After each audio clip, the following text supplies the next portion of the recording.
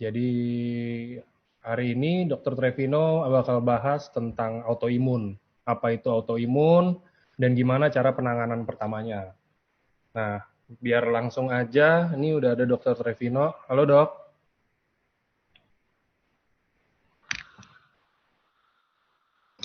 Halo, sorry, wait, responnya agak lemot. Tadi nyariin tuh mikrofon di mana? Nah, udah dokter. Dokter yang share ya dok ya? Oke, Oke.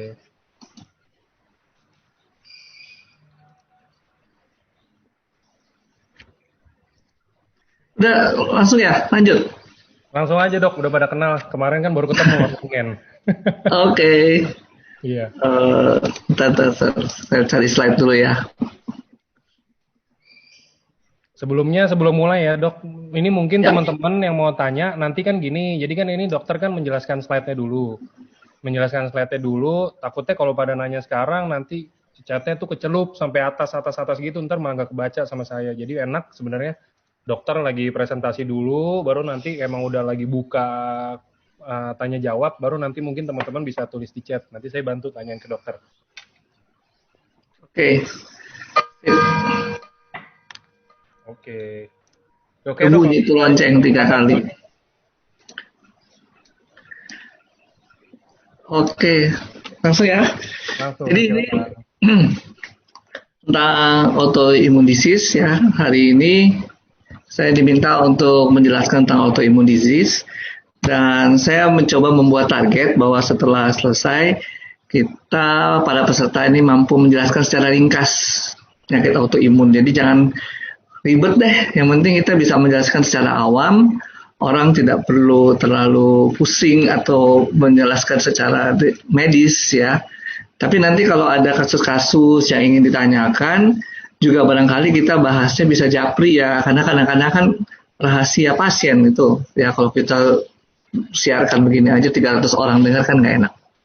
Lalu yang kedua, Bapak Ibu bisa menjelaskan penanggulangan penyakit autoimun, dan dari situ juga mungkin kita bisa lihat nih justifikasi penggunaan produk ya. Kenapa sih produk ini diusung ya untuk bisa juga menanggulangi berbagai penyakit termasuk diantaranya autoimun.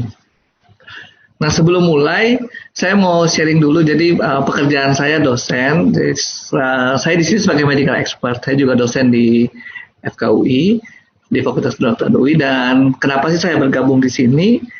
Karena pertama, saya di AFC ini melihat bahwa produk yang dibuat oleh Jepang ini scientific ya. Memang dia berangkat dari tradisi-tradisi mereka dengan makanan sehat dan sebagainya. Tapi setelah itu mereka juga membuat risetnya, sehingga ketika saya diperkenalkan dengan produk-produk SOP dan Utsukushi, saya melihat ini scientific juga, jadi bukan jual obat kok tanpa ada dasar, tetapi mereka melakukan suatu penelitian. Dan kebetulan juga saya juga pernah 2 bulan tinggal di Jepang di sana sebagai dosen tamu. Nah, di sana itu saya bisa melihat ya bahwa orang Jepang itu anes ya, mereka nggak berusaha bohong-bohongin kita. Jadi itu juga yang mungkin diwanti-wanti oleh AFC dari Jepang, bahwa ketika kita mempromosikan produk ini, kita juga jangan jual janji ya, tapi kita betul-betul melihat mana yang saintifik, ada mungkin bukti-buktinya, mungkin juga ada 1-2 testimoni, itu bisa membantu menjelaskan produk ini. Dan bukan berarti bahwa satu obat atau satu produk nutrisi bisa menyelesaikan semua masalah penyakit. Bukan ke situ arahnya kita uh, bergabung di AFC ini. Lalu yang kedua, kenapa saya bergabung sebagai dokter? Karena memang juga kita lihat sini ya, banyak dokter-dokter anti MLM, nggak suka dengan produk-produk komplementer seperti ini ya. Nah, kalau saya melihat bahwa ini adalah bagian dari holistic care. Saya di UI, saya mengajarkan kedokteran keluarga, dan kalau Bapak Ibu lihat di sini ya, ada Mandala of Health di samping kanan ini. Di sini tubuh manusia ini terdiri atas body, spirit, and mind, ya. Dan body, spirit, and mind ini berinteraksi satu sama yang lain untuk membuat orang itu sehat ataupun sakit. Orang ini hidup di dalam keluarga dan di dalam komunitas, punya budaya, ya, dan mereka ini berinteraksi satu sama yang lain, variabel-variabel ini untuk membuat orang itu sehat ataupun sakit. Nah, jadi dari sini saya bisa melihat, mungkin juga kalau Bapak Ibu lihat film Doctor Strange ya, kalau masih ada yang pernah lihat, jadi tidak semua bisa dijawab oleh Western medicine, ya. Jadi kalau dilihat ada complementary alternative medicine, itu sebenarnya istilah pengobatan sebagai komplement atau sebagai pengganti dari Western medicine. Ya, ini memang penamaan ini seolah-olah Western medicine lebih superior dari pengobatan yang lain. Padahal sih sebenarnya nggak juga ya. Western medicine ini kebetulan dukun-dukun zaman Hippocrates dulu aja yang menang ya, karena dia jadi penjajah dunia, sehingga ilmu Western medicine meluas ke seluruh dunia. Tapi sebelum Western medicine ini meluas, kira-kira abad 15 ya, meluas. Sebelumnya sudah ada Chinese medicine, Japanese medicine, ada juga herbal di Pulau Jawa dan di pulau-pulau lain. Kalau nggak ada medicine pada era sebelum penjajahan Barat, nggak mungkin populasi itu survive. Ternyata populasi itu survive karena sejak zaman dulu kuman penyakit, ya, masalah radiasi dan sebagainya pasti ada. Ya, tapi kenapa orang ada yang survive dikasih dengan obat-obatan tradisional? Ya, kita sebutnya tradisional karena saya belajar Western medicine. Ya, tapi sebenarnya Western medicine itu ya salah satu aja sih dari antara semua medicine yang ada di dunia. Dan istilah complementary karena Western medicine ini dianggap dianggap yang paling luas, paling scientific lah dipakai.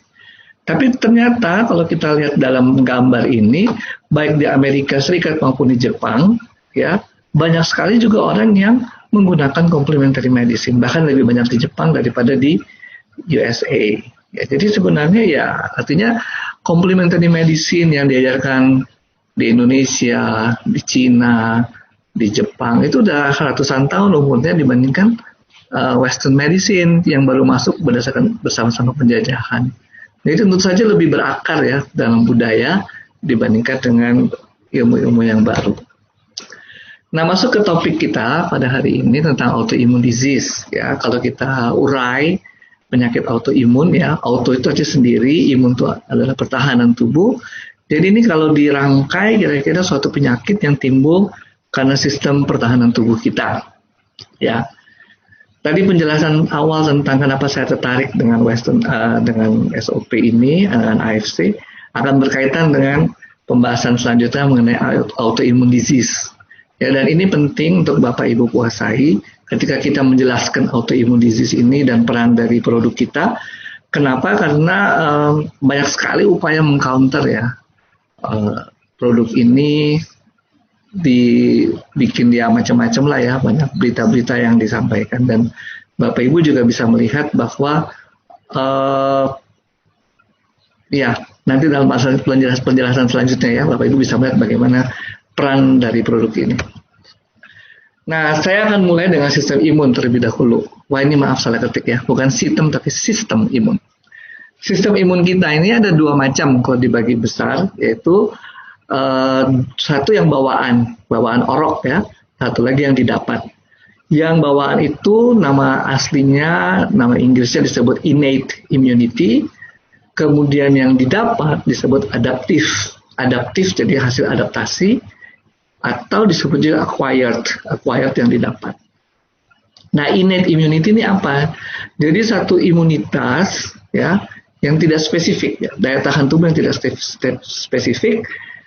Dia merupakan satu sistem pertahanan ya yang dibawa sejak kita lahir untuk secara tidak spesifik melawan semua jenis penyebab penyakit ya, antigen disebutnya antigen. Nah, ini kebanyakan yang tidak spesifik bentuknya seperti barrier ya. Jadi kalau kita sekarang pakai masker itu barrier, kita pakai face shield itu barrier. Nah, barrier aslinya tubuh kita apa? Kulit misalnya. Kulitnya adalah barrier kita. Lalu kalau kita bernafas, kita makan, saluran nafas kita juga ada barrier di dalamnya. Saluran makanan kita juga ada barrier dalamnya. Itu adalah yang tidak spesifik. Nah, barrier ini bukan cuma fisik ya. Jadi kalau Bapak Ibu suka masak ya, kita coba potong kulit sapi ya, kulit hewan lain itu keras sekali ya. Itu dia melawan barrier fisik, yaitu tajamnya pisau. Tapi ternyata nggak cuma itu, dia juga melawan barrier kimia misalnya.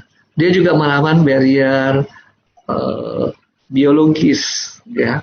Jadi kalau di sini nih kita masukin bakteri TBC tempel di kulit, nggak jadi apa-apa ya, selama kulitnya juga masih bagus ya. Barrier kimia nih ya, contohnya nih siapa ya, misalnya ada orang disiram air keras gitu ya, ya setembus-tembusnya kulitnya angus, biasanya setelah itu udah nggak ya. Ya jangan sampai, tapi itu contoh yang paling ekstrim ya. Jadi itu adalah innate immunity. Kulit kita sendiri juga merupakan satu organ immunity ya, organ imunitas yang paling besar. Yang paling besar, coba aja Anda kilo ya, kulit kita dikuliti terus kita timbang berapa kilogram, pasti besar ya, persentasenya besar. Lalu apa temannya? Temannya innate immunity adalah adaptive immunity. Adaptive immunity dari namanya, jadi didapat, imunitinya itu didapat ketika ada satu pajanan exposure dari spesifik kuman penyakit atau jamur atau virus ya. Jadi ketika kuman penyakit masuk, kemudian ada adaptive immunity ini, oke, dia ketemu, dia bentuklah antibodinya khusus ya. Jadi lebih cocok dia disebut adaptive dan acquired karena sudah ada yang menginduksi ya. Kemudian dia buat antibodinya match dengan si antigen tersebut, cocok buat antigen tersebut ya. Paling sering sebenarnya kita sudah alami itu semua dalam bentuk vaksinasi.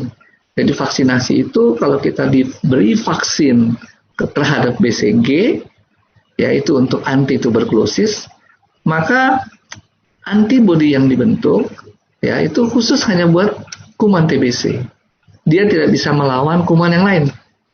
Dia tidak bisa melawan virus. Nah, disebut adaptif. Jadi hanya spesifik buat antigen tertentu ya, atau kuman tersebut. Oke.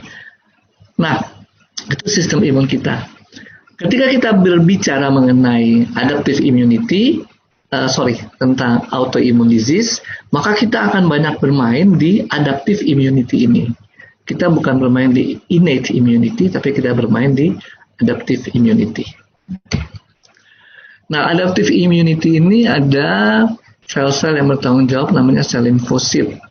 Ya, limfosit kita ada dua macam, yaitu limfosit T dan B. T itu, T-nya dari kata timus. Timus ada di sini, nggak kelihatan ya. Nah, timus ada di dada kita.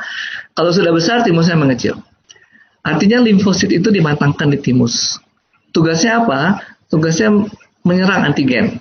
Antigen tadi bisa dari bakteri, virus, jamur, dan sebagainya.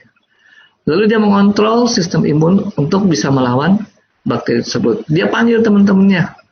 Nah, dia pakai alat panggil namanya cytokines, sitokin ya. Mungkin kalau sekarang sering dengar dengan COVID-19 ya, kita dengar istilah-istilah sitokin itu banyak muncul di sana ya. Nah, si limfosit ini yang mengontrol respon imun adaptif tersebut. Siapa yang dikontrol? Yaitu limfosit B. Limfosit B ini adalah sel yang memproduksi antibodi. Jadi ketika ada exposure kepada limfosit T kemudian menyuruh limfosit B membentuk antibodi. Sehingga antibodi itu kemudian menyerang ke antigen tersebut. Nah, ini yang spesifik kita dapatkan dalam kondisi sehari-hari sekarang ini COVID-19. Virusnya namanya SARS-CoV-2. Lalu kita ketika melakukan rapid test, ya, kita sebenarnya mendeteksi antibodi terhadap SARS-CoV-2 tadi, virus tersebut ya. Antibodinya kalau sudah dibentuk, ya, kita bisa deteksi dari rapid test. Jadi antibodi terhadap SARS-CoV-2 yang dicek di rapid test hanya untuk mencari antibodi itu. Dia nggak bisa mencari antibodi malaria, tidak bisa mencari antibodi TBC, dan sebagainya. Khusus hanya untuk antibodi SARS-CoV-2. Itu rapid test buat SARS-CoV-2. Nah, siapa yang produksi? Limfosit B.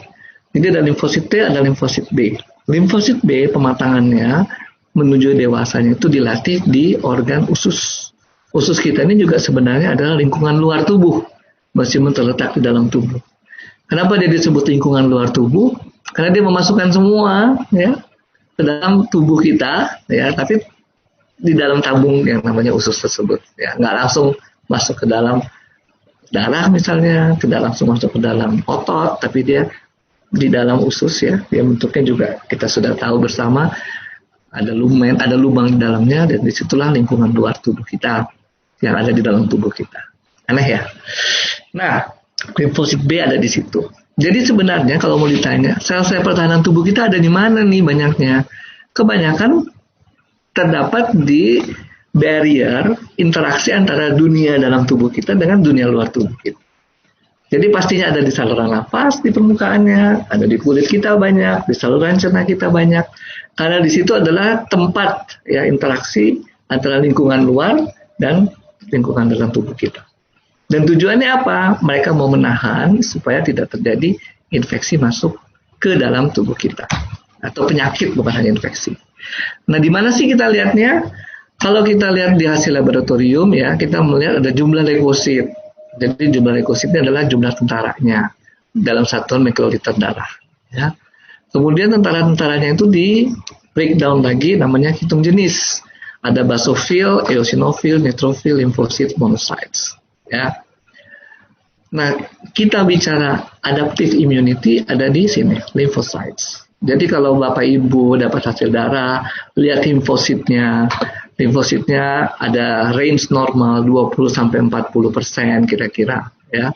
Kalau di bawah 20% berarti limfosit kita menurun, ya, atau berlebih di atas 40%. Lalu kalau produksi antibodi tinggi, misalnya pada infeksi, kebanyakan laju endap darahnya jadi tinggi, LED-nya jadi tinggi. Tetapi bukan berarti LED tinggi satu-satunya adalah karena antibodi tinggi. Ini nanti kita udah belajar sedikit kalau kita lihat di pemeriksaan darah.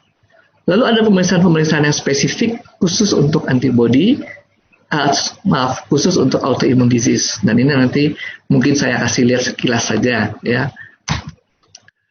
Nah, kembali ke tadi, autoimmune disease ya, atau penyakit yang disebabkan imunitas tubuh menyerang tubuh kita sendiri.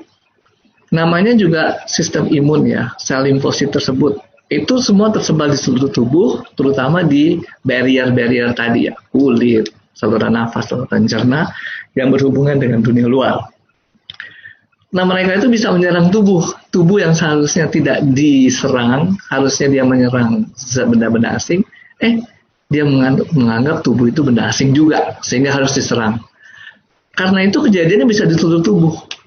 Apapun bisa terjadi tergantung tempat menyerangnya. Ya. Jadi keluhannya bisa macam-macam, keluhan fisik apapun bisa timbul. Ya. Terus karena keluhan fisiknya bisa banyak, ya orang bisa lelah, fatigue, ya. Sering juga lupa, gitu. Kemudian kadang-kadang karena lupanya itu untuk pekerjaan yang sederhana butuh waktu yang lebih lama. Ya. Kemudian juga mungkin timbul peradangan sehingga kadang merasa demam, kedinginan, ya, atau nyeri-nyeri persendian dan sebagainya. Nggak spesifik. Jadi kalau ditanya infeksi virus, kayak gini juga keluhannya kira-kira. Itu infeksi virus, ya. Ada benda asing virus masuk dalam tubuh kita. Nah ini seperti ini, ya, benda asingnya bukan dari luar, tubuh kita sendiri dianggap benda asing, ya. Nah ini Bapak Ibu bisa lihat gambarnya diambil dari internet sini ya. Nah ini organ tubuh kita nih, timus ya, yang di rongga dada. Kemudian di sini ada rongga-rongga atau bagian-bagian tubuh yang banyak pertahanan di bentengnya nih. Tonsil, amandel, kelenjar getah bening. Kelenjar getah bening banyaknya. Di sini leher juga ada, di ketiak ada yang bisa teraba, di selangkangan juga ada. Ya, kemudian organ-organ lain ini juga limpa ya di sedikit di dalam lambung sini di bawah lambung. Lalu ada di sini adalah sumsum tulang. Sumsum tulang ini gunanya apa? Gunanya untuk memproduksi sel-sel tadi yang disebut leukosit dan teman-temannya atau timnya ya. Leukosit itu nama besarnya kayak TNI. Nanti ada angkatan darat, angkatan laut, angkatan udara. Nah ini ada neutrofil, dan basofil, dan sebagainya. Oke.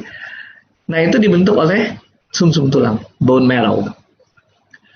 Kemudian autoimun disease itu kenapa bisa terjadi? Ada faktor dalamnya, mungkin ada faktor bawaan, ya, jadi ada genetik atau familial, ya, yang mempengaruhi produksi dari sel-sel putih ini.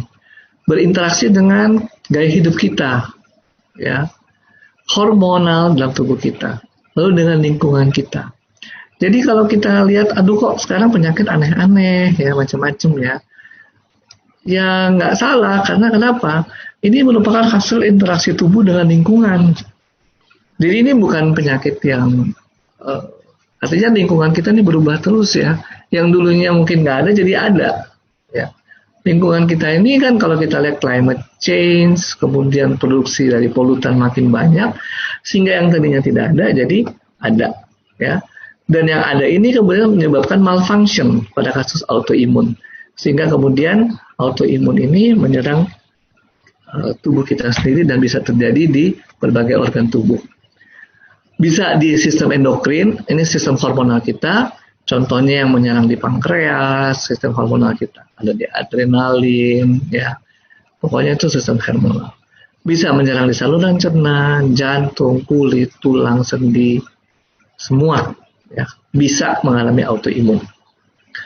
Lalu dunia kedokteran sendiri mengenal ada 15 diagnosis penyakit, ya, dan ada 80 kondisi yang berhubungan dengan autoimun. Ya, alergi misalnya itu juga sebenarnya imunitas tubuh kita juga yang bermain, ya.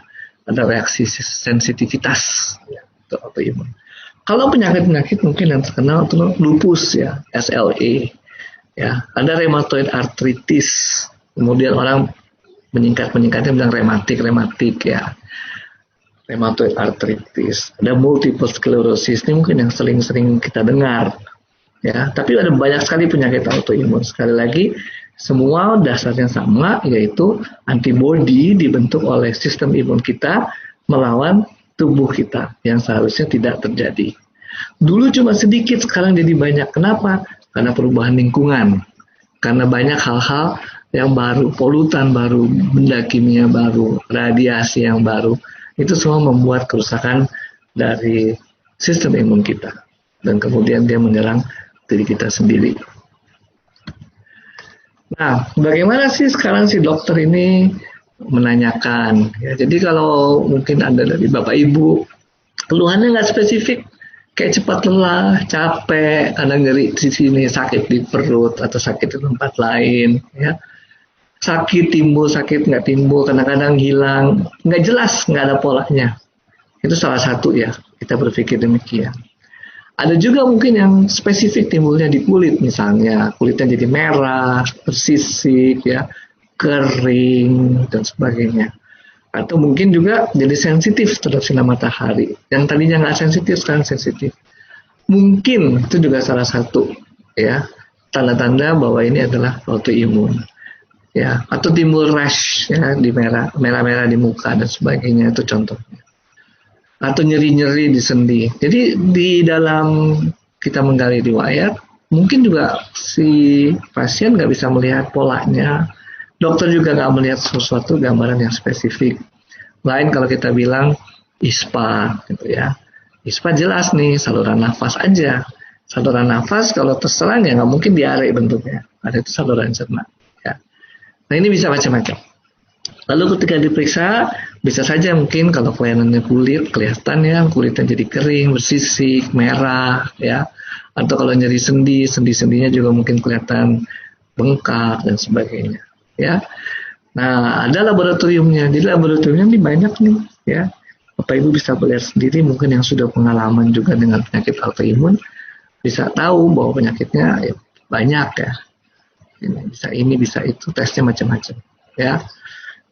Mungkin saya nggak perlu jelaskan satu persatu karena memang ketika kita menjelaskan nanti Bapak Ibu akan terjebak. Kalau Bapak Ibu dokter atau mungkin berkecimpung di dunia kesehatan dan mau mendalami, kita bisa ngomong japri, ya, atau bikin sesi yang lebih dalam.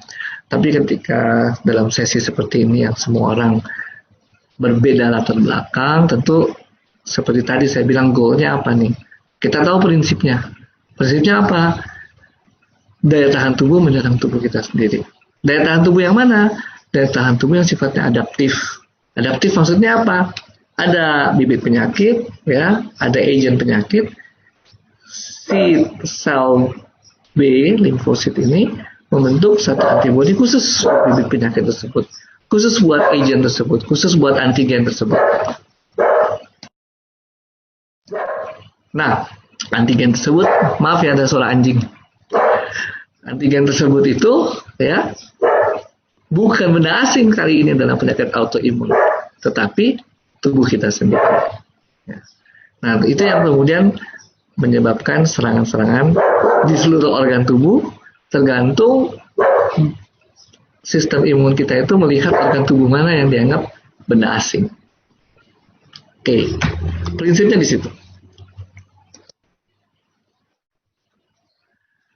Lalu apa yang akan dilakukan dokter? Ya, dokter akan memberikan pengobatan. Memang karena pengobatannya juga nggak ada yang spesifik, ya. Umumnya berupaya menekan saja sih, menekan bagaimana supaya sistem imun itu tidak memproduksi antibodi yang menyerang tubuh sendiri. Itu ya. Jadi pengobatannya seperti itu. Dan memang tergantung penyakitnya, lokasinya di mana. Mungkin ada pengobatan-pengobatan yang spesifik. Tapi secara umum sebenarnya mengurangi peradangan. Dengan mengurangi ya kemerahan yang timbul, barangkali mengurangi nyeri, mengurangi bengkak, ya. Itu semua adalah pengobatan yang diberikan. Nah, kembali ke sini ya, dan juga nanti Bapak Ibu bisa lihat bahwa ternyata bukan satu-satunya. Jadi ada diet, ada aktivitas fisik.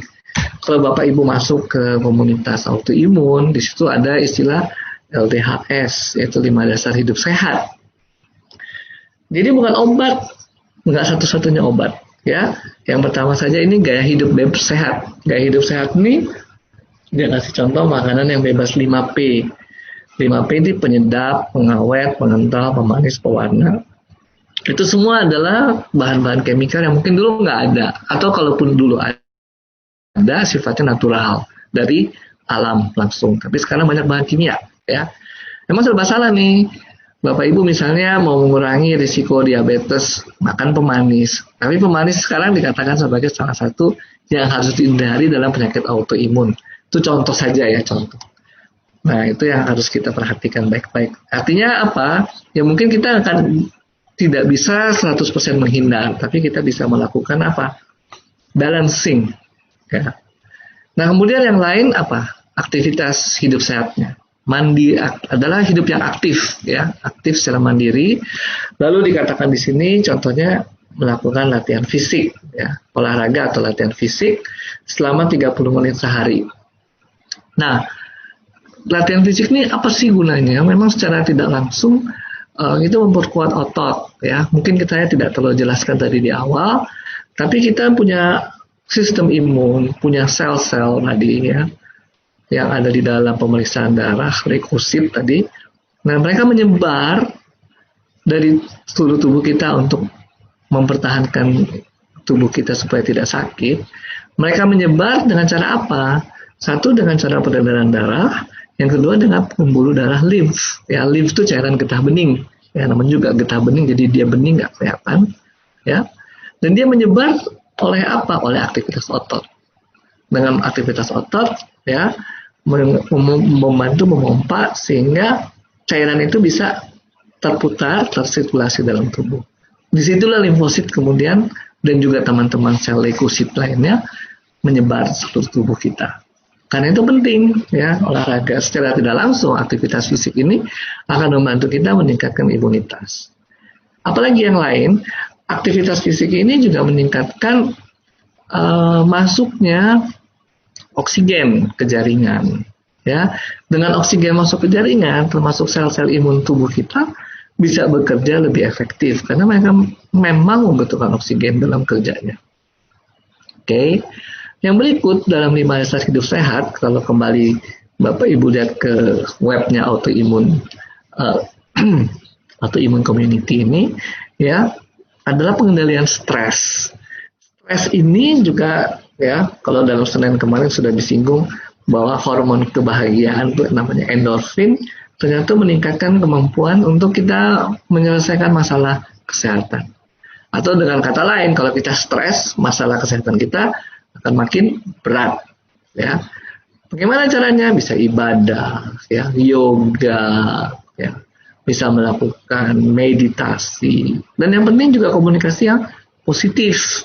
Ya, karena itu penting sekali Bapak Ibu berhenti dari hoax, keluar barangkali dari media antisosial. Ya. Saya bikin plesetan di sini ya, karena kita selama ini bilang ini medsos, media sosial. Tapi kenyataannya isinya apa? Media antisosial, jelek-jelekin orang, jelek-jelekin tokoh, jelek-jelekin siapapun ya, atau jelekin produk, itu namanya media antisosial, ya bukan media sosial lagi ya. Keluar dari situ, karena itu merupakan stresor. Ya. Ternyata psikis kita, tadi Bapak Ibu lihat gambar Mandala of Health, itu mempengaruhi kesehatan tubuh kita. Ya. Lalu kita terus belajar, jadi cari informasi obat, ya. Kemudian hidup yang positif, ya. Hidup yang positif, bekerja secara cerdas, ya. Nanti kita lihat kaitannya dengan produk kita ini, ya. Lalu senyum setiap saat, itu menunjukkan bahwa kita ini mempunyai daya resilience ya, daya tahan yang baik ya, secara psikologis juga. Tersenyum setiap saat ini tersenyum yang tulus ya, bukan kalau Bapak Ibu lihat di jalan ada orang senyum-senyum sendiri ya, ngobrol sendiri. Nah, bukan senyum yang kayak gitu dong. Kalau itu udah kelebihan ya. Tapi ini yang dimaksud adalah tersenyum setiap saat, tersenyum yang tulus ya, bahwa Bapak Ibu mencerminkan hatinya juga lagi happy. Karena happy itu menunjukkan bahwa Bapak Ibu bisa melawan penyakit. Nah, ini salah satu yang saya mau kutip dari komunitas autoimun tadi, yaitu gaya hidup. Di dalam gaya hidup ini yang di highlights adalah mengenai makan. Jadi kalau kita lihat makan kita seperti ini, ya, ini piring makan kita ini yang bundar kita bagi dua. Lalu setelah bagi dua, 2/3-nya itu adalah karbohidrat, ya. Karbohidrat. Jadi kita ini disetting tubuh kita makan dalam bentuk karbohidrat, bukan dalam bentuk gula. Ya, bedanya apa? Gula itu molekul kecil, karbohidrat molekul besar. Ya, yang di dalam tubuh kita nanti dia pecah-pecah menjadi gula juga. Tapi kita diajar untuk makan yang karbohidrat. Mungkin yang penting dengan konteks autoimun kita, Bapak Ibu bisa lihat bahwa setengah dari piring ini isinya adalah sayuran dan buah-buahan. Mereka ini mengandung apa? Antioksidan, ya, antiinflamasi, ya. Lalu kalau lihat sayuran itu sebenarnya kalorinya sangat rendah, ya. Kemudian ada sih kalori yang tinggi sayurannya, daun singkong, sayur nangka itu semua termasuk yang tinggi, ya. Tapi sebagian besar sayur tidak ada kalorinya. Lalu rendah antigen tadi yang 5P tadi itu rendah. Artinya apa? Kalau lihat gambar ini makan makanan yang alami. Dengan makan makanan alami, kita rendah antigen. Oke. Nah, sekarang kita lihat ke produk kita, ya. SOP itu punya paten nomor 1, cell regeneration effect, ya.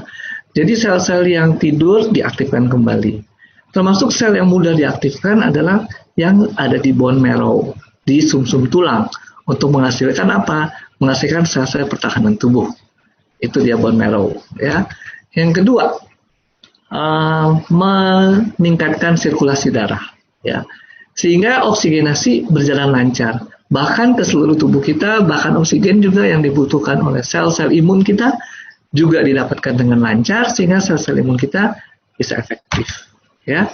Lalu yang ketiga, meregenerasi kulit, ya. Kulit tadi kita sudah belajar bahwa itu organ imunitas yang paling besar dalam tubuh kita. Dan dia adalah barrier yang terluar untuk menahan semua. Menahan fisik, kimia, biologis. Ya. Kalau itu bolong, tembus, di dalamnya pasti terpengaruh. Ya.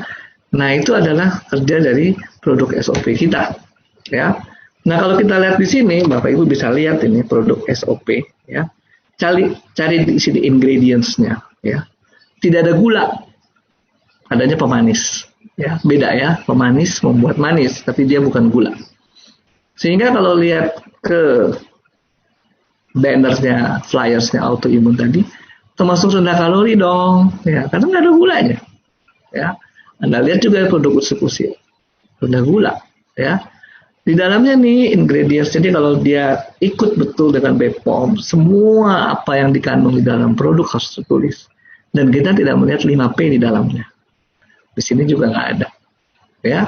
Lalu tinggi zat antiinflamasi, anti radang. Ya. Anti radang itu apa? Yaitu antioksidan. Antioksidan menyebabkan bisa menangkal zat stres oksidatif. Ya. Stres oksidatif tersebut atau oksidatif reaktif itu dia yang membuat radang, merusak jaringan dan sebagainya. Nah, dengan adanya antioksidan itu mengurangi peristiwa perusakan jaringan, berarti mengurangi peristiwa radang. Bahkan secara khusus ya, si Utsukushi ini juga punya klaim produk yang menolong atau meningkatkan daya tahan tubuh kita melalui natural killer cell. Nah, jadi saya mau ringkas, sudah cukup panjang 30 menit ya.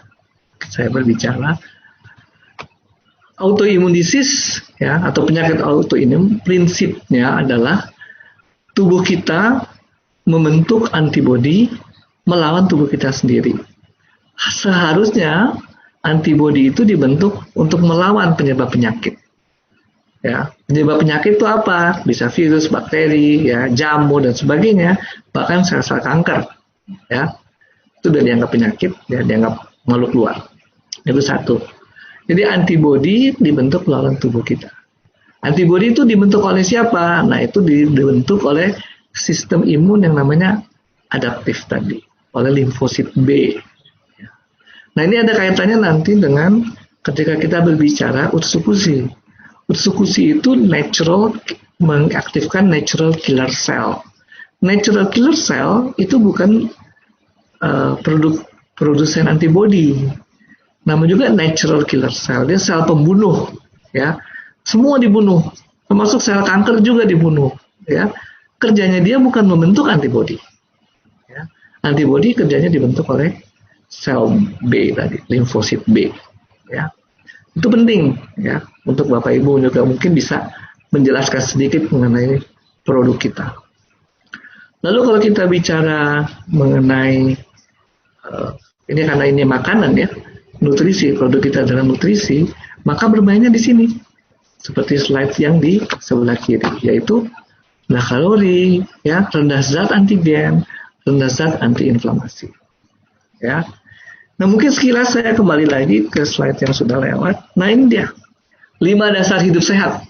Ya, gaya hidup sehat tadi kembali ke makanan. Tadi kita sudah sampai pada kesimpulan tersebut. Aktivitas fisik, ya, kemudian pengendalian stres, ya, terus belajar dan hidup positif.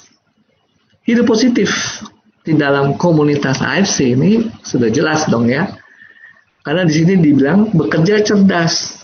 Kalau kita bekerja gotong royong seperti sekarang ini, itu merupakan bagian dari kerja cerdas. Karena dengan kita membentuk sistem, kita bekerja bergotong royong, kita menghasilkan suatu pendapatan, tapi kita nggak capek sendiri.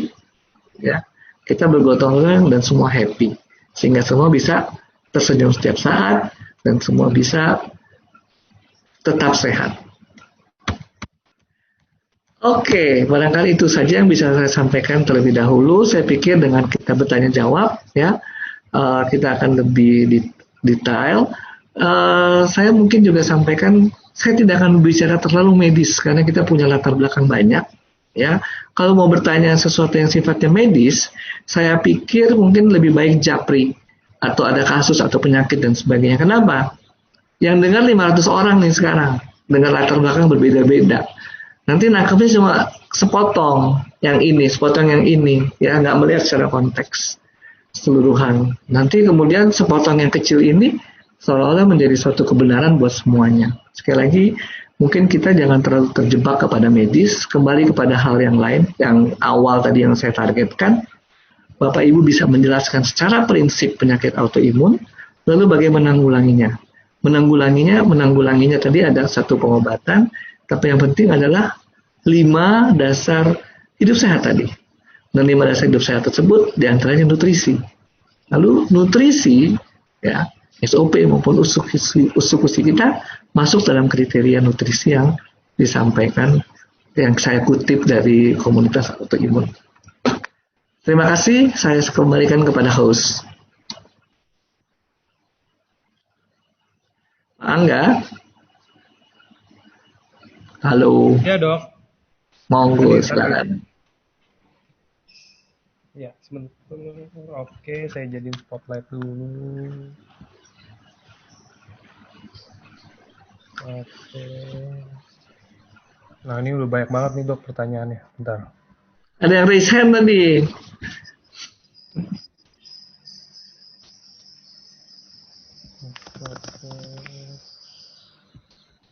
Nah, oke.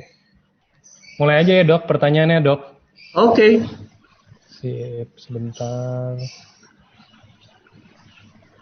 Ini konsumsi.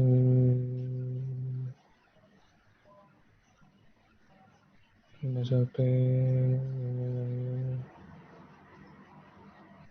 Dok, mau nanya kalau psoriasis yang itu ya, yang pembekakan hati ya, Dok ya, pengerasan ya. Oke. Apakah bisa sembuh dengan SOP, Dok, selain usukusi? Kalau misalkan bisa pun minum berapa kali dalam 1 hari dan berapa lama, Dok? Oke. Jadi kalau istilah sembuh nih ya, istilah sembuh kan ini bukan obat satu ya, ini nutrisi ya. Kemudian supaya kita nggak terjebak. Kedua, testimoni ada ya bahwa orang-orang yang psoriasis juga mengalami perbaikan. Terus yang ketiga, berapa lama dan berapa banyak sebenarnya itu nggak bisa dibilang ada dosis ya. Saya sebenarnya waktu Senin kemarin menghindari kata-kata dosis ya. Jadi ya kita minum aja 2 kali 1 sesuai anjuran. Kalau kita mau tingkatkan karena karena efeknya bagus, silahkan ditingkatkan. Ya, biasanya kita menghitung kebutuhan berdasarkan berat badan. Ya, seperti itu. Makin besar berat badannya, ya tentu mungkin makin banyak kebutuhannya. Tapi juga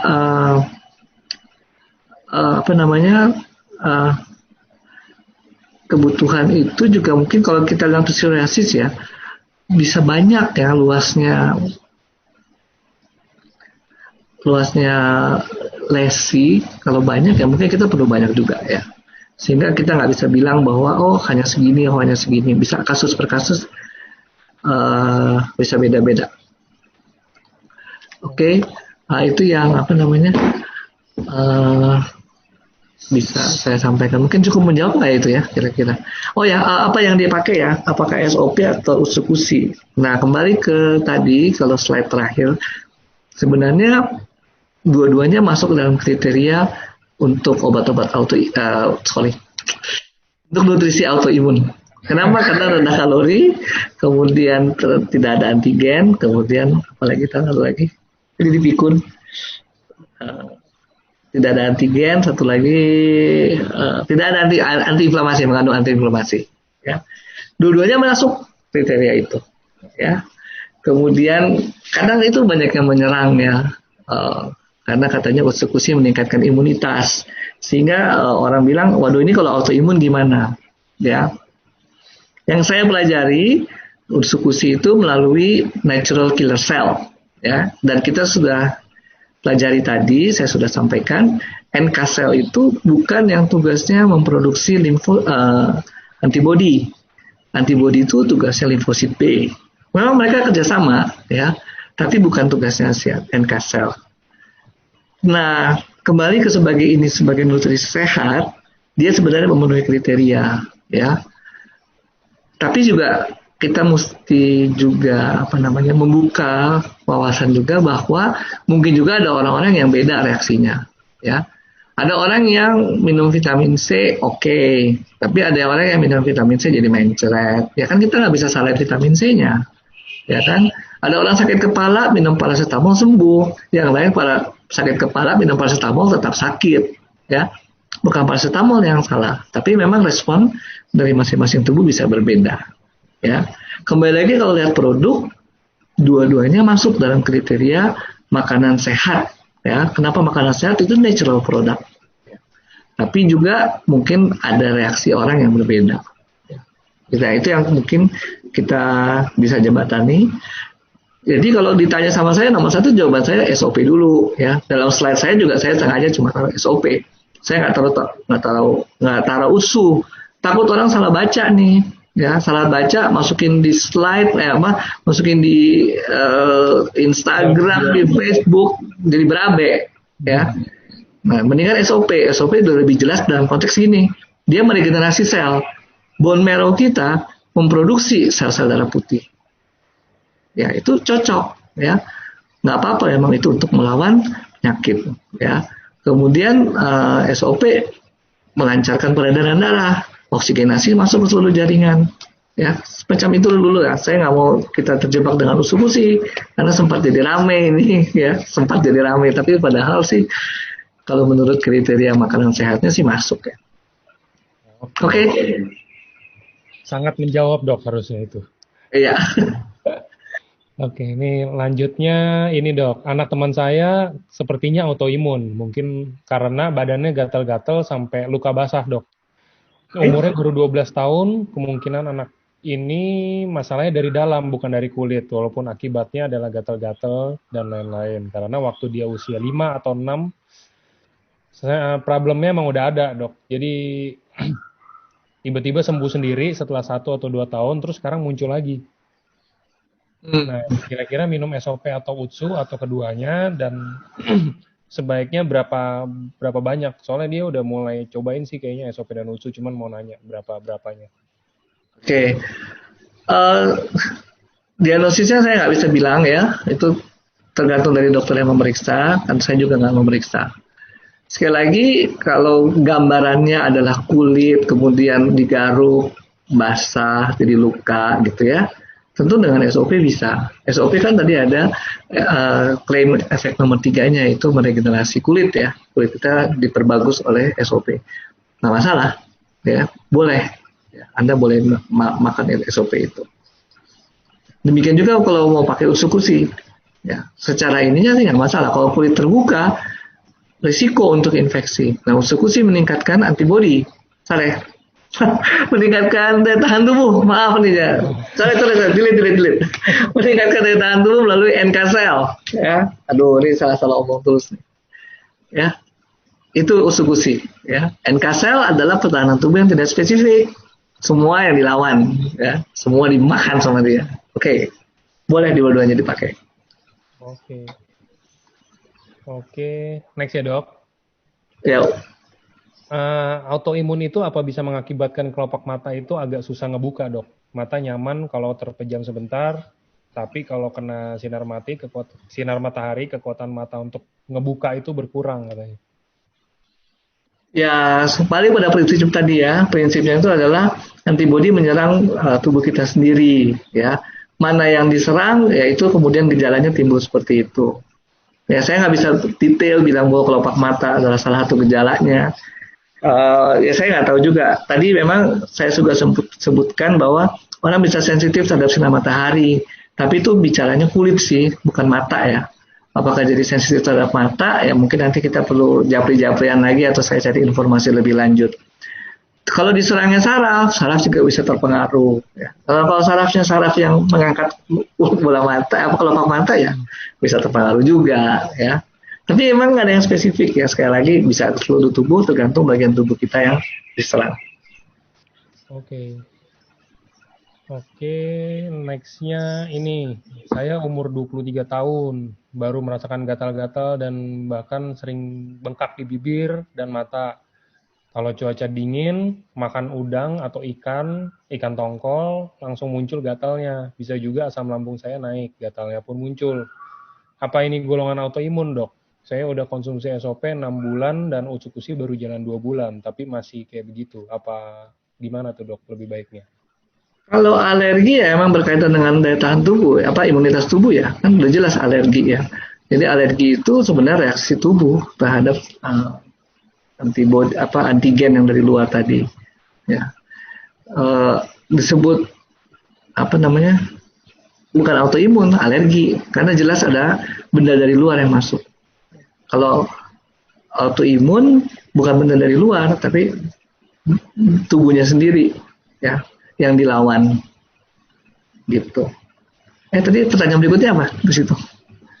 Pertanyaan berikutnya, dia udah konsumsi SOP 6 bulan sama Oke. Utsukushi baru jalan 2. Dia bilang masih muncul gatalnya, lebih baik konsumsi lagi atau maksudnya konsumsi yang mana atau gimana tuh? Ya mesti dievaluasi dulu nih gatalnya kenapa ya. Gini kan kalau emang reaksinya alergi, alergi itu obatnya adalah menghindari, jangan dimakan terus. Jadi kalau memang ikannya enak, tapi kalau tidak alergi ya jangan dimakan terus. Ya. Jangan kita beranggapan bahwa dengan kita mengonsumsi SOP atau usukusi, akhirnya alerginya hilang. Enggak sih itu. Beda jalur ya. Sama, kadang-kadang juga soalnya saya sering dapat dok kalau di kantor. Kayak misalkan bilang, ya saya diabetes, terus saya udah minum konsumsi SOP tapi nggak turun, dia bilang. Nah terus saya tanya, Bapak udah jaga makan atau enggak, atau ada cek dokter? Nggak ada ya, saya makan normal aja. Ya, sama aja. Iya, Ya. betul, betul. Harus Tadi cari juga vaksin juga. di slide saya kan juga pengobatan autoimun nggak bilang obat doang. Tetap ada dietnya, ada aktivitas fisik. Itu semua kayak gitu, semua penyakit. Oke. Oke. Nah, ini nextnya lagi dok. Ini anak saya hypertiroid. Sebaiknya konsumsi SOP atau Utsukushi. Hypertiroid itu masuk autoimun juga ya dok ya? Hypertiroid tergantung penyebabnya sih sebenarnya hypertiroidnya apa. Tapi autoimun kalau goiter ya itu. Oke, sebaiknya minum apa gitu ya? Pertanyaannya. Tadi pertanyaan sebaiknya minum apa gitu ya? Sebaiknya minum yang mana dok? Banyak sih ini pertanyaan gini, yang serupa-serupa hypertiroid. Ya, kalau menurut saya sih gini, ya, apa namanya? Kalau kita kembalikan lagi ya sekarang ke reaksinya apa sih sebenarnya hypertiroid yang terjadi ya? Karena bisa macam-macam penyebab. Nah, kalau kembali ke konteks autoimun ya, produk kita ini oke, ya. Mau itu Utsukushi maupun itu apa namanya SOP ya, kriteria makanan sehatnya sih oke, terpenuhi sebenarnya ya. Lalu yang lebih saya highlight di sini memang peran dari si SOP ini ya dalam hal apa?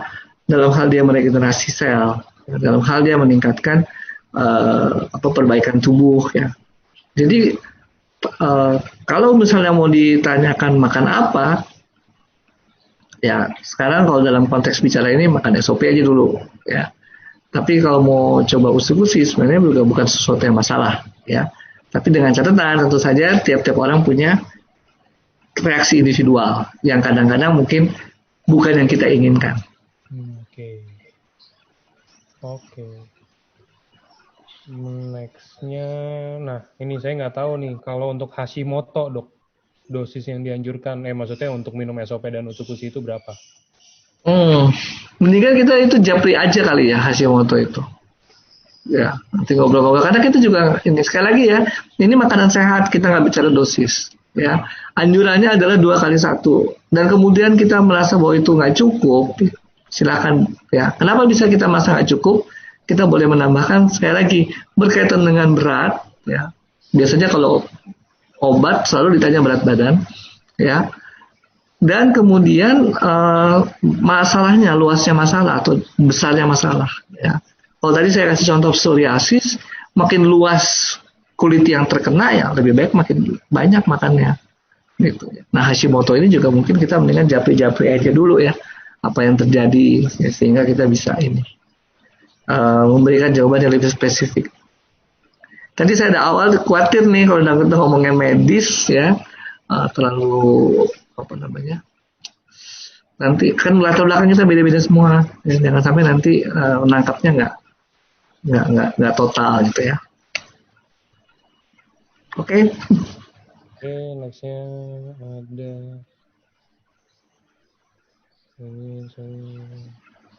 dok, kalau konsumsi SOP dan UTSU yang dibarengi sama konsumsi obat diet, apa mengurangi efektivitas SOP dan UTSU?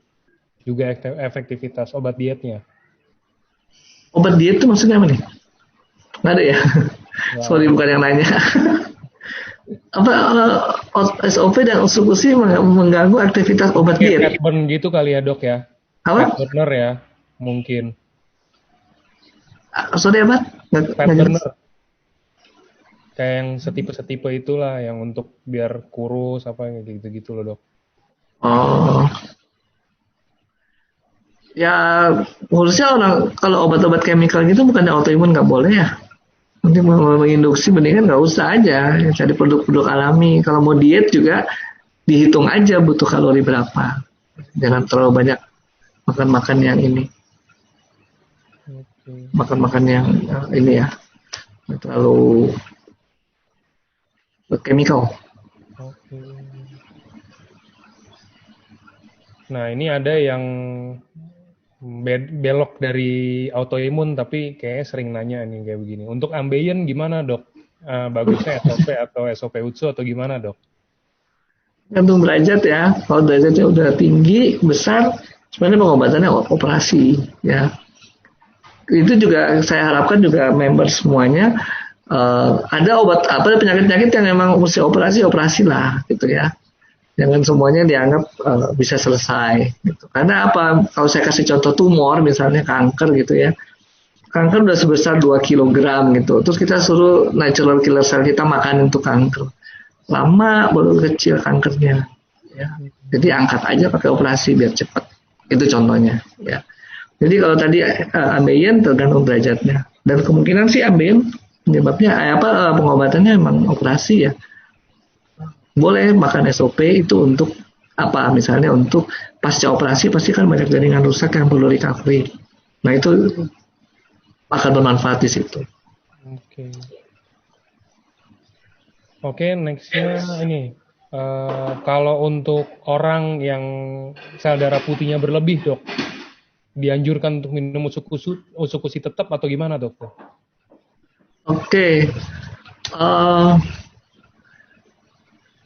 kasusnya apa nih? Lebih ini ya, maksudnya kayak leukemia gitu ya kali ya? Penyakit kanker darah bukan? Nggak tahu deh. Bukan yang nanya, salah ini cuma baca pertanyaan. Oke, kebanyakan sih ya, kebanyakan kalau yang namanya sel darah putih berlebih, kalau lebihnya masih oke-oke aja, biasanya infeksi nih, lebih tapi oke-oke aja ya. Jadi kalau misalnya batasnya leukosit itu kan 5.000 sampai 10.000, 11.000, 12.000, 15.000 itu masih mungkin karena infeksi, biasanya naik dia. Tapi kadang-kadang juga kalau kanker darah, oke, itu juga bisa tinggi. Oke, nah kembali ke pertanyaan tadi, usukusi mau dikasih apa enggak? Kalau saya sih saya kasih, ya. Kenapa saya kasih? Itu kan dia mengaktifkan NK cell. NK cell itu klaimnya apa? Bisa membedakan cancer sama non cancer. Ya udah kasih aja, ya. Kemudian NK cell itu juga adalah sel-sel yang pertahanan tubuh non spesifik, ya. Jadi kalau ada virus, ada jamur berkeliaran dalam tubuh kita, perlu NK cell untuk ini, ya, membunuh, ya. Kasih kalau saya sih. Oke, ini ada yang nanya tentang vitiligo, Dok. Apa masuk autoimun nggak itu? Lebih baik SOP atau UTSU? Umur 4 tahun katanya. Itu mungkin japri aja deh ya. Masukin. Saya juga mesti belajar lagi vitiligo ya. Vitiligo, oke.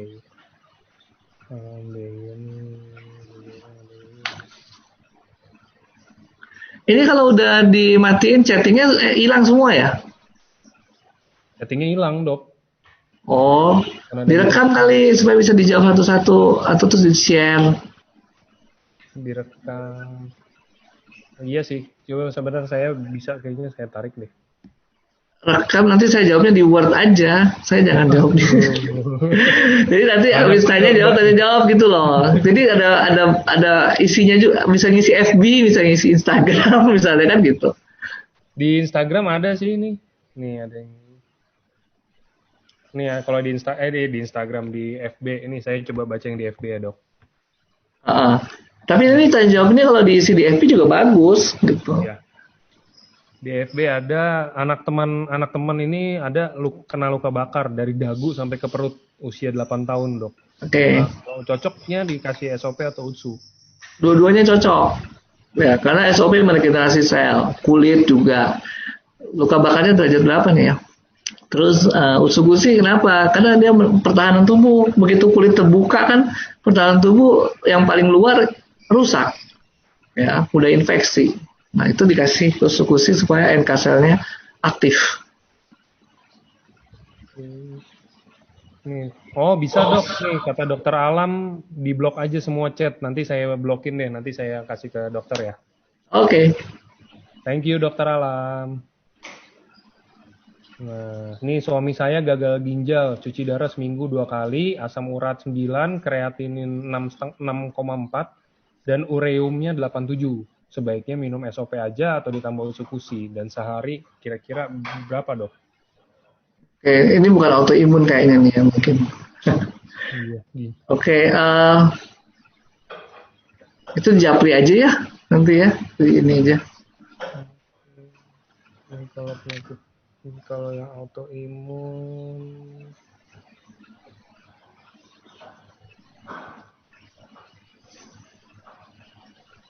udah dok, yang autoimun dikit ini malah yang nanyanya semua dok, yang tadi yang cuci darah, yang apa kayak gitu. Oh gitu. Ini ada nih autoimun IBD UC, anak umur 12, mau minumnya SOP atau usukusi atau SOP aja cukup dok.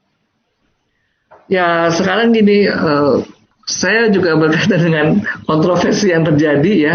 Makanya saya akan ngomong SOP dulu sekarang. Ya, mungkin Bapak Ibu sempat ada yang tahu terjadi sesuatu di belakang layar sana. Makanya saya juga nggak mau slide saya terlalu menyebutkan usus-usus nanti rame lagi. Tapi kira-kira begitulah. Kalau mau dibilang sebenarnya kembali ke ingredients-nya dibandingkan dengan itu sengaja saya kutip dari kelompok komunitas autoimun ya, bahwa ingredients-nya itu memenuhi persyaratan diet untuk autoimun pada dasarnya ya. Terus tadi juga saya singgung bahwa kerjanya bukan membentuk antibodi ya. Jadi sebenarnya oke ya. Tapi kalau sekarang mau ditanya SOP dulu yang diberikan. Oke.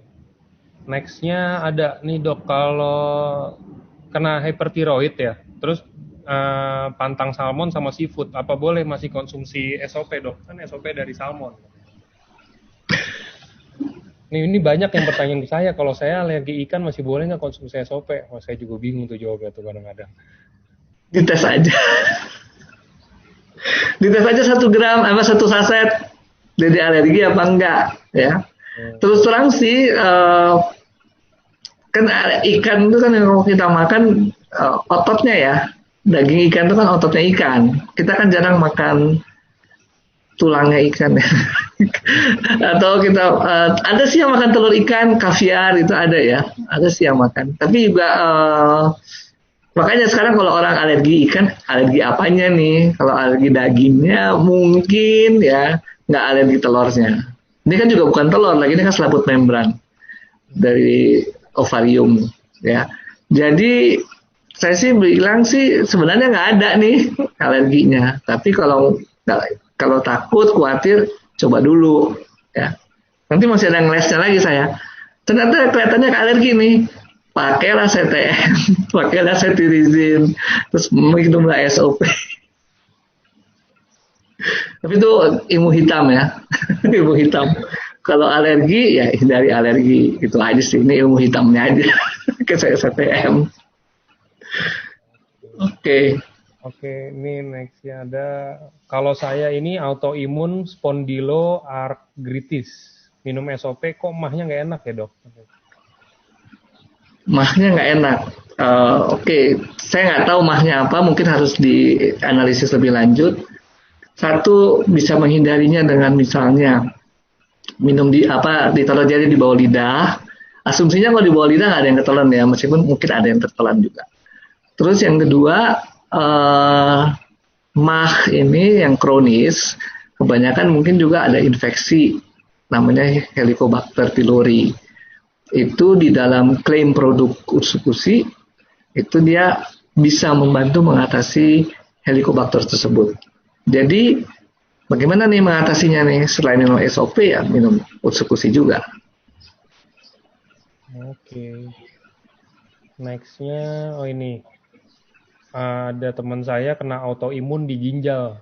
Jadi memang nggak boleh minum suplemen, vitamin, herbal dalam bentuk apapun. Saya udah 5 tahun berobat di Singapura, dokternya udah wanti-wanti kalau kondisi saya mau stabil harus benar-benar dijaga. Gimana cara jelasinnya kalau saya mau konsumsi SOP dan UTSU gitu, dok? Nggak usah jelasin, kasih aja produknya. Kemudian kasih penelitiannya atau jangan berdebat sama dokter. Dokter itu berdebat tuh ya sakit kepala dia langsung kesal sendiri, akhirnya kita dimarah-marahin. Nggak usah, jangan berdebat sama dokter. Udah, kalau perlu gini aja, atau suruh dokter ketemu sama dokter gitu aja. Email-emailan sama saya. Pasti kalau berdebat sama dokter mau nggak mau terpaksa kalah.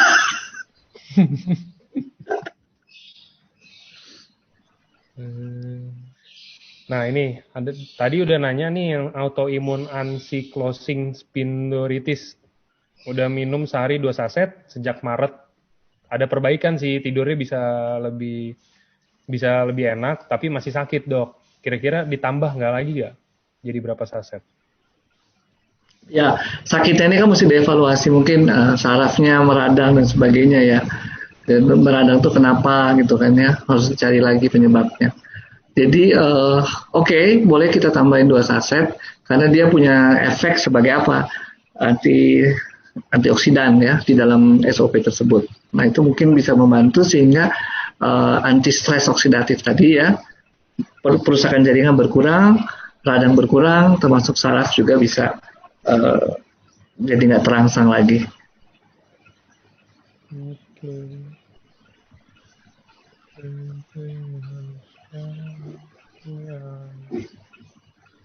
Ini ada pasien autoimun tipe SLE, konsumsi 1x1 SOP selama 6 hari, asam lambungnya naik, terus ada benjolan di payudara, terus setelah ditambah utsukusi 1 lagi, dia ada kayak mual, ada muntah, apa segala macam gitu dok. Kira-kira itu kenapa dok? Ya, SLE-nya seberapa berat nih?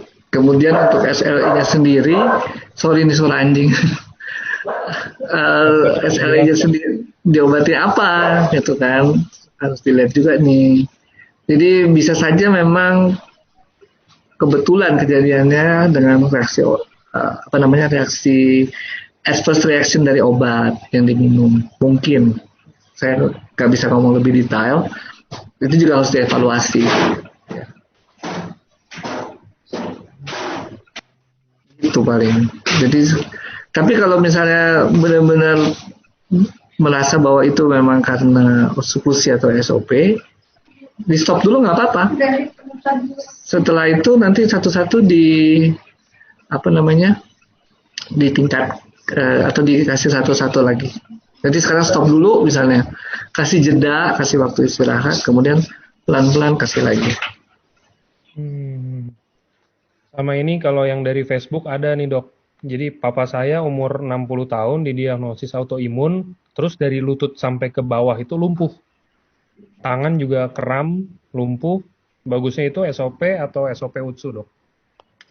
Dua-duanya. Gimana orangnya kram, lumpuh? Jadi dari dia didiagnosis dokter itu dia autoimun. Autoimunnya kayaknya bikin dari dia lutut ke bawah itu semuanya lumpuh. Terus tangannya kram lumpuh, kayak kram lumpuh gitu loh dok.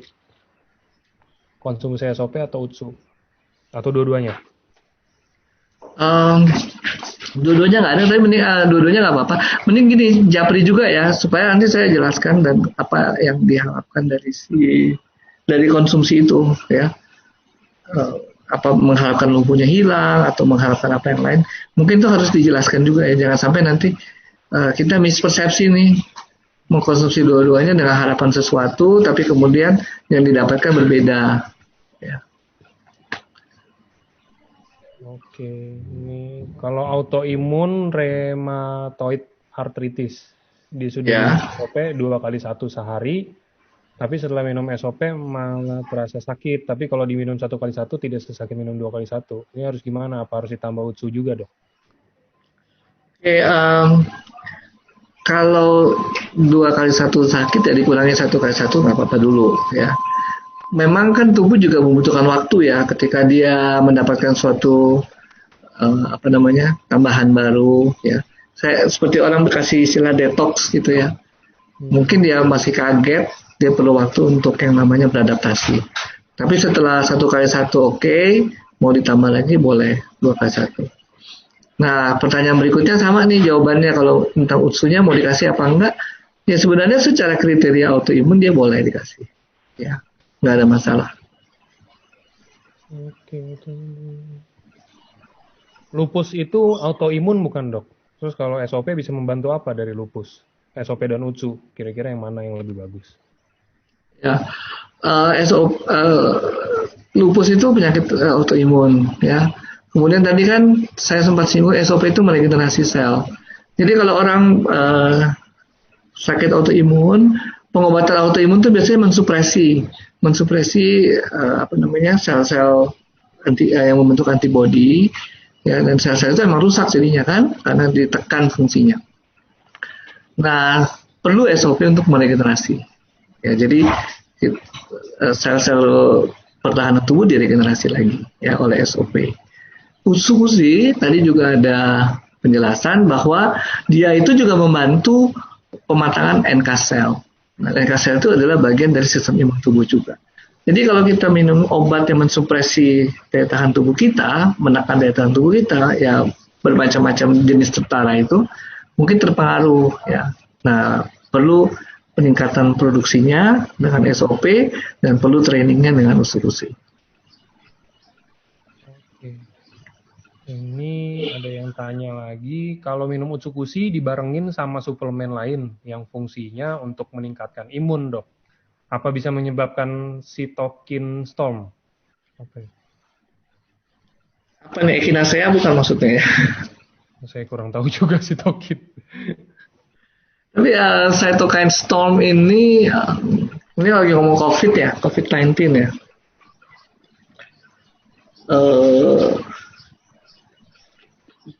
Saya takut nanti ini nggak jelas nih konteksnya nih, mendingan japri kali ya. Nanti soalnya yang nangkep 500 orang nih. Nanti saya juga takut salah jawab juga. Oke. Nggak, nanti soalnya ditangkap, padahal mungkin konteksnya COVID-19 ya. Kita kan nggak tahu. Oke. Ngomong-ngomong COVID-19 agak tricky sekarang. Iya, lagi semuanya itu FB aja kemarin saya dapat itu kan news nggak boleh post-post yang tentang COVID lagi itu saya. Iya. Soalnya istilah cytokine storm itu kan munculnya di COVID-19. Ya, nanti tolong itu mungkin japri aja atau gimana ya. Kalau ini dok nextnya, kalau ada orang dengan hypertiroid, apa harus seumur hidup minum PTU propanolol? Apakah SOP dan UTSU bisa bantu itu atau ngurangin dosis dari obat dokter? Nah, belief itu penting ya. Kalau kita yakin ya, sebenarnya tubuh kita juga bisa merecovery ya. Hanya timingnya itu memang kita nggak bisa atur baik-baik ya. Oke, untuk sementara perlu obat. Tapi dengan kita mengkonsumsi suplemen, itu berusaha kita mereduksi supaya obat itu diturunkan.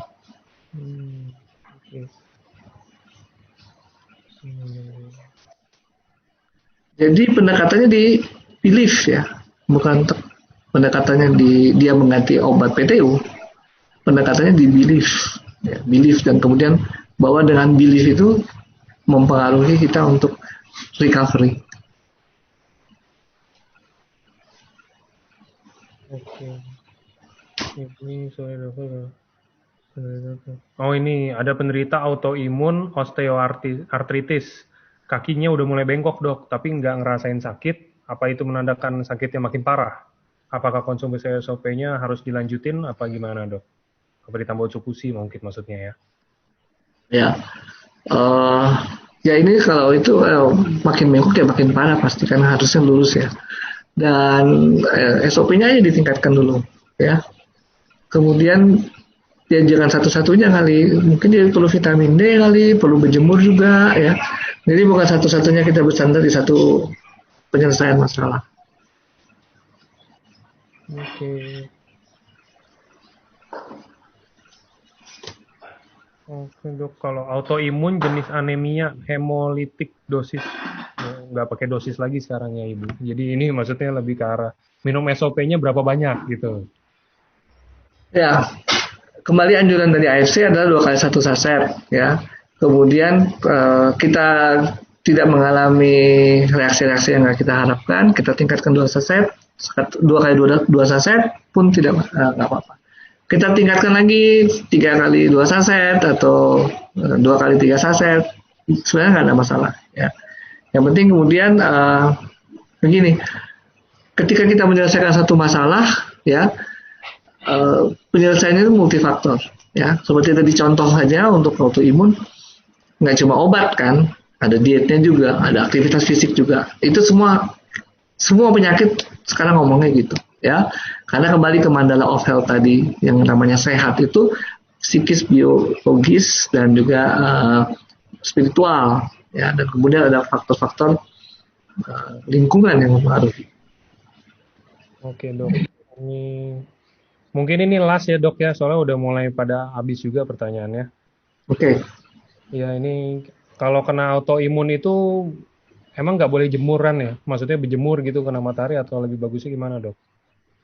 Tergantung autoimunnya apa tadi. Ada yang namanya kan yang di kulit tadi sebagai contoh, ada yang sensitif terhadap cahaya matahari. Ya tentu makin parah kalau dia berjemur. Ya. Jadi jangan. Tergantung lah, autoimunnya beda-beda kan. Tergantung apa yang dialami. Oke, udah sih dok kayaknya itu dok. Soalnya ini nanti paling saya blog, saya copy aja, saya rangkum di dalam Word. Mungkin Ya. kalau yang ada yang mau tanya-tanya gitu, ya mungkin kalau misalkan ini bisa ke saya dulu, maksudnya nanti biar saya yang sampein, saya tambahin di Word atau Ya. gimana. Biasanya itu lewat dari manajemen atau lewat dari leader. Silakan nanti Atau dari Paniko, tapi kebetulan Paniko kan hilang tuh handphonenya kayaknya ya. Nah, Oh, jadi iya, iya. ya gitulah. Saya aja, saya yang ada di bagian desain mau promosi nomornya. Kalau di Iya. nomor-nomor banyak itu, Oke. mungkin bapak-bapak ibu bisa dari situ semua, Angga. Ya. Oke dok, itu aja sih paling hari Oke, ini. ya. Thank you ya dokter. Oke, sama-sama. Terima kasih banyak atas Ya, perhatian Ibu ditunggu semua. selanjutnya dok. Selanjutnya berarti apa? Mau pada nanya semua sih dia tadi. Oh dok, bahas kalau minggu depan stroke apa kayak gitu-gitu. Boleh, boleh aja. Yang penting ini apa sesuai permintaan aja. Stroke sama hipertensi itu boleh tuh. Itu satu Ya, topik lah bisa. paling umum tuh ya. Apalagi Stroke karena hipertensi. kemarin lockdown di rumah semua makannya ya kan semuanya. Ya. Atau COVID-19. COVID-19 juga menarik.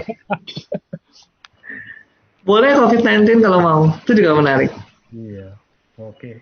Coba nanti gak apa-apa kita diskusiin dulu aja dok mau apa next ya. Sip. Oke, thank you dokter. Oke, terima kasih juga perhatian Bapak Ibu semua. Mas Angga, terima kasih. Ya, sama-sama.